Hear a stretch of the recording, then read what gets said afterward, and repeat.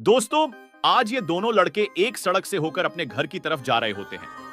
तभी इन्हें रास्ते में कोरोना वायरस मिलता है। इनमें से एक लड़का कार से कोरोना वायरस को पेल देता है। तभी इनके पीछे एक और कोरोना वायरस पड़ जाता है। तभी इनमें से एक लड़का टेलीफोन बूथ में छुप गया, लेकिन पीछे से एक कोरोना वायरस इसको मार देता है। गद्दार दोस्त, साला इस कोरोना वायरस को पेलने के लिए चैनल को सब्सक्राइब कीजिए और कमेंट में गो कोरोना गो लिखिए। और साथ ही मैं तो बोलता हूं कि कोरोना की मां का साका लाका